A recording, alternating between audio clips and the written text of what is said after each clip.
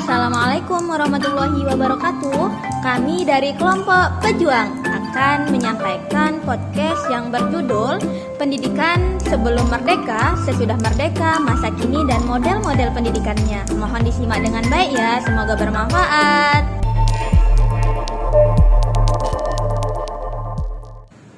Baik, Assalamualaikum warahmatullahi wabarakatuh. Saya Aris Sutriawan yang pada siang hari ini berkesempatan untuk mewawancarai Ibu Juliani sebagai narasumber mengenai bagaimana kondisi pendidikan Indonesia sebelum kemerdekaan. Halo, selamat siang Bu Juliani. Selamat siang Bapak Ari. Bagaimana kabarnya? Alhamdulillah baik. Sehat selalu ya. Oke Bu Juliani, langsung ke topik kali ini. Menurut Ibu, yaitu bagaimana kondisi pendidikan Indonesia sebelum kemerdekaan. Oke, berbicara tentang kondisi pendidikan Indonesia sebelum kemerdekaan, tentunya kita melirik kembali sejarah bagaimana pendidikan di Indonesia sebelum masa kemerdekaan. Nah, secara umum pada zaman kolonial Belanda, sekolah itu hanya diperuntukkan bagi orang-orang bangsawan saja, yaitu orang-orang keturunan dari ningrat yang dapat mengenyam pendidikan di Indonesia. Lalu bagaimana pendidikan pada saat sebelum kemerdekaan itu diperuntukkan bagi kaum atau orang-orang yang dekat dengan Belanda, bisa dikatakan orang-orang bangsawan. Kenapa bisa? Karena pada waktu itu untuk mengenyam pendidikan itu membutuhkan biaya yang mahal, sehingga hanya orang-orang kaya saja yang dapat memperoleh pendidikan pada waktu itu.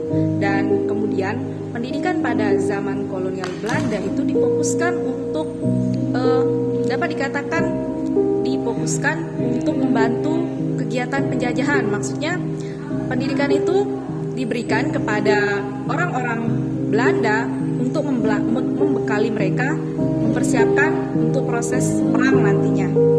Berarti sebagai alat gitu kan untuk bagaimana mendukung proses kolonialisme di Indonesia. Jadi sebenarnya orang-orang penjajah ini, kolonial Belanda ini mendirikan sekolahnya tujuan utama untuk diri mereka sendiri atau untuk rakyat Indonesia? Yang namanya penjajahan sebagian besar diperuntukkan untuk diri mereka sendiri dengan memiliki bekal yang kuat, tentunya akan memperkuat juga sistem pertahanannya nanti. Kemudian ada juga anggapan yang mengatakan bahwa pendidikan untuk orang-orang Belanda itu memang untuk diri mereka sendiri. Alasannya mereka tidak memberikan pendidikan bagi orang lain karena notabene mereka itu percaya bahwa mereka itu tidak mau bergaul dengan orang-orang pribumi yang miskin dan juga tidak berpengetahuan luas. Oke, kalau boleh tahu, kira-kira sekolah yang didirikan pertama oleh penjajah atau kolonial Belanda itu apa namanya? Sebenarnya yang mendirikan pendidikan untuk rakyat Indonesia bukan orang pendidik Belanda, melainkan dari tokoh Indonesia sendiri. Oh, berarti bukan dari kolonial ya yang memfasilitasi atau mendirikan sekolah buat rakyat Indonesia itu? Ya, baik, sekolah untuk rakyat Indonesia itu didirikan oleh Pak Pendidikan kita Ki Hajar Dewantara. Jadi pada tahun 1922 itu beliau mendirikan Taman Siswa di Yogyakarta. Nah, melalui sekolah ini rakyat pribumi baik dari kalangan semua kalangan dapat mengenyam pendidikan. Nah, oleh karena itu dengan adanya organisasi atau sekolah Taman Siswa ini diyakini sebagai gerbang utama untuk memperoleh pendidikan di Indonesia. Apakah Belanda sudah mengetahui itu atau penjajah sudah mengetahui bahwa sudah ada berdiri sekolah untuk rakyat Indonesia? Terkait hal tersebut, Belanda memang sudah mengetahui bahwa sudah didirikannya Taman Siswa tersebut. Oke, terima kasih banyak atas informasinya Bu Juliani. Kita lanjut ke part 2. Baik, selamat pagi. Salam sejahtera untuk kita semua. Kita lanjutkan podcast kita pada pagi hari ini. Lanjut ke part 2 yang pada kesempatan pagi hari ini sudah hadir narasumber kita, yaitu Bu Hasmita Maulina. Halo, selamat pagi Bu Asmita Maulina. Selamat pagi. Bagaimana kabarnya? Alhamdulillah sangat baik. Sehat selalu ya. Oke, baik Bu Asmita. Pertama di sini saya ingin tahu bagaimana sih kondisi pendidikan Indonesia pada masa setelah kemerdekaan. Mungkin bisa dijelaskan? Baik, seperti yang kita ketahui, pendidikan Indonesia sebelum kemerdekaan itu secara tersembunyi. Belanda hanya boleh mempersekolahkan orang-orang yang bangsawan, kemudian orang-orang Belanda saja. Setelah kemerdekaan, hal itu berubah.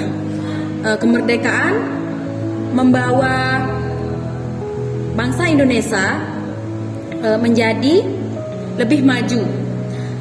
Siapapun boleh bersekolah.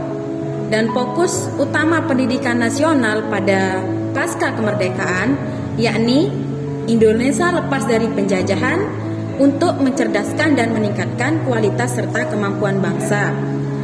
Namun, tidak semudah itu untuk memperjuangkan pendidikan Indonesia. Penjajah Belanda masih sering mengganggu atau menjadi perusak rancangan. Mereka belum mampu untuk menerima bahwa Indonesia itu merdeka. Namun, atas perjuangan para tokoh-tokoh, maka pendidikan Indonesia pada pasca kemerdekaan sudah bisa dikatakan mulai berkembang.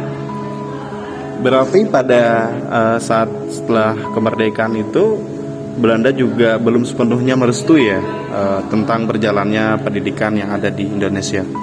Bisa dikatakan seperti itu. Belanda tidak menerima, bahkan Belanda ingin menjajah kembali. Namun para tokoh besar berjuang mati-matian agar pendidikan Indonesia mampu membawa negara Indonesia menjadi negara yang lebih maju dan tidak terjajah lagi, sehingga para tokoh menghasilkan hukum tentang pendidikan, yaitu Undang-Undang Pendidikan Nomor 4 Tahun 1950. Ini merupakan undang-undang yang pertama. Apakah pada saat itu sudah ada tujuan dari pendidikan setelah kemerdekaan? Tujuannya mungkin sudah ada, karena pada saat itu Muhammad Yamin ditunjuk sebagai Menteri Pertama Pendidikan. Tujuan yang ingin dicapai yaitu pengajaran dan kebudayaan. Posisi pendidikan sebagai landasan pembangunan masyarakat Indonesia secara nasional. Artinya, pendidikan harus mengangkat tata nilai sosial yang menjadi identitas bangsa dengan corak budaya, tradisi, bahasa, agama, ras, dan sukunya yang beragam untuk menggantikan sistem pendidikan warisan kolonial. Berarti pada saat itu apakah sudah ada jenjang pendidikan yang sama seperti sekarang atau bagaimana? Jenjang pendidikan sudah ada, di mana jenjangnya yang pertama sekolah rakyat. Sekolah rakyat ini setara dengan SD, yakni waktu tempuhnya selama 6 tahun. Kemudian sekolah menengah pertama SMP yang waktu tempuhnya juga sama dengan pada saat ini abad 21, yakni 3 tahun. Kemudian yang terakhir sekolah menengah tinggi yang pada waktu tempuhnya yakni 3 tahun. Apakah pada saat itu sudah ada media pembelajaran yang digunakan oleh para guru atau tokoh pendidikan saat itu? Seperti yang kita ketahui, Indonesia baru saja merdeka. Pendidikan juga baru saja mulai berkembang, sehingga media pembelajaran pada saat itu hanya berwujud buku-buku saja. Buku-buku itu juga masih menggunakan bahasa Belanda, kemudian diterjemahkan menjadi bahasa Indonesia. Apakah materi pelajaran saat itu sudah ada panduan modul atau bagaimana? Untuk panduan modul dan lain-lain masih belum ada, belum mengenal apa itu modul dan lain-lain, hanya menggunakan buku paket saja. Mata pelajaran apa saja yang diajarkan waktu itu? Mata pelajaran intinya yaitu banyak ya, bahasa dan berhitung. Bahasa ini terdiri dari 2, bahasa daerah dan bahasa Indonesia. Kemudian ada ilmu alam, ilmu pasti, dan lain sebagainya. Oke, baik. Saya rasa cukup banyak materi yang sudah dikupas tuntas tadi terkait dengan pendidikan pasca kemerdekaan. Terima kasih Bu Hasmita Maulina atas informasi yang sudah diberikan kepada kami. Kita lanjut ke part 3. Baik, kita bertemu kembali di part 3 kali ini. Akan kita bahas yaitu praktik pendidikan pada masa kini, yang kebetulan sudah hadir bersama kita yaitu Ibu Salma Firdaus. Halo, selamat siang Bu Salma. Selamat siang. Bagaimana kabarnya? Alhamdulillah baik, luar biasa. Oke, langsung saja Bu Salma. Kira-kira nih bagaimana praktik pendidikan kita pada masa kini?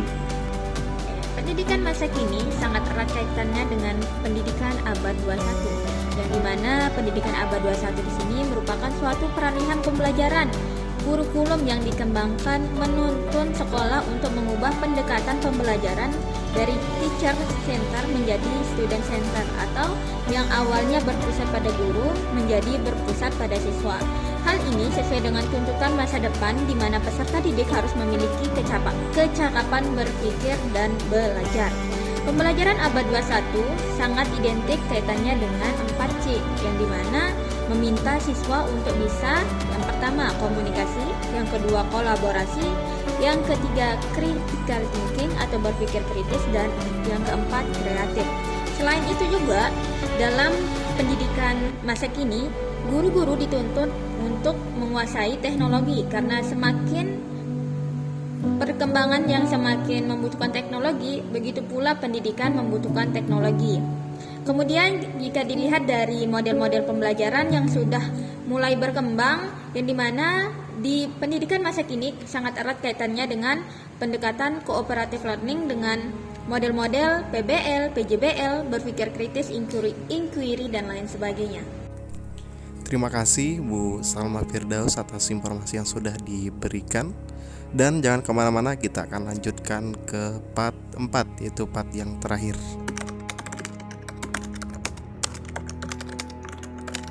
Baik, kita bertemu kembali di part 4. Pada kesempatan pagi hari ini saya sudah bersama Bu Lale Nadia Kadarmanik yang akan membahas tentang bagaimana model-model pembelajaran di abad 21 ini. Halo, selamat pagi Bu Nadia. Halo, selamat pagi juga Pak. Bagaimana kabarnya? Alhamdulillah kabar baik. Alhamdulillah sehat selalu ya. Oke Bu Nadia, sebagai narasumber pada pagi hari ini, yang pertama di sini ingin saya tanyakan yaitu kira-kira ciri-ciri model pembelajaran di abad 21 ini seperti apa sih? Jika dilihat dari upaya Kemendikbud yang berpegang pada 3 konsep yaitu skills, approach, dan authentic assessment. Nah, dari 3 konsep tersebut disimpulkan bahwa ciri model pembelajaran abad 21 yaitu yang pertama, memanfaatkan teknologi pendidikan. Yang kedua, pembelajaran yang berpusat kepada peserta didik. Yang ketiga, menggunakan metode pembelajaran kreatif. Yang keempat, pembelajaran berkaitan dengan dunia nyata dan kehidupan sehari-hari atau kontekstual. Yang kelima yaitu menggunakan kurikulum yang mampu mengembangkan potensi diri peserta didik. Oke, berarti dari ciri-ciri tersebut kita bisa mengetahui ya pembelajaran abad 21. Lalu apa saja model pembelajaran abad 21 yang sering digunakan pada saat ini? Berdasarkan ciri-ciri atau kriteria tersebut, model pembelajaran yang memenuhi ciri-ciri tersebut adalah model pembelajaran problem-based learning. Bisa dijelaskan bagaimana langkah model pembelajaran problem-based learning itu? Dari langkah-langkah tersebut, model problem-based learning ini juga berhubungan dengan pendekatan saintifik yaitu 5M: mengamati, menanya, mengumpulkan informasi, mengasosiasi, dan mengkomunikasikan. Langkah-langkah dari model pembelajaran problem-based learning tersebut yaitu yang pertama dari kegiatan mengamati. Langkah-langkahnya yaitu orientasi terhadap masalah, yang dimana di sini guru menyajikan masalah nyata kepada peserta didik. Yang kedua yaitu menanya, dengan langkah-langkah organisasi belajar yang menganalisis atau mendefinisikan masalah. sini, guru memfasilitasi peserta didik untuk memahami masalah nyata yang telah disajikan, yaitu mengidentifikasi apa yang mereka ketahui, apa yang perlu mereka ketahui, dan apa yang perlu dilakukan untuk menyelesaikan masalah. Peserta didik berbagi peran atau tugas untuk menyelesaikan masalah tersebut. Yang ketiga yaitu mengumpulkan informasi dengan sintaks membimbing penyelidikan individu atau kelompok. Di sini guru membimbing peserta didik melakukan pengumpulan data atau informasi terkait pengetahuan, konsep, dan teori melalui berbagai macam cara untuk menemukan berbagai alternatif penyelesaian masalah dengan cara kerja keras dan kreatif. Yang keempat yaitu mengasosiasi dengan langkah pengembangan dan penyajian hasil penyelesaian masalah. Pada langkah ini, guru membimbing peserta didik untuk menentukan penyelesaian masalah yang paling tepat dari berbagai alternatif pemecahan masalah yang peserta didik temukan. Pendekatan yang terakhir yaitu mengkomunikasikan dengan langkah analisis dan evaluasi proses penyelesaian masalah. Pada langkah yang terakhir ini, guru memfasilitasi peserta didik untuk melakukan refleksi atau evaluasi terhadap proses penyelesaian masalah yang dilakukan. Dari model pembelajaran tersebut, apakah ada hasil atau produk akhirnya? Untuk produk akhir model pembelajaran problem based learning ini berupa presentasi dari pemecahan masalah atau solusi dari masalah yang telah didiskusikan. Terima kasih Bu Nadia atas informasi yang sudah diberikan kepada kami, dan kami ucapkan terima kasih banyak juga kepada seluruh pendengar yang sudah mendengarkan podcast pada kesempatan ini dari part 1 sampai part 4. Inilah persembahan dari kelompok pejuang, dan saya akhiri dengan ucapan wallahul muwaffiq wal hadi ila sabilir rasyad. Assalamualaikum warahmatullahi wabarakatuh. See you next time.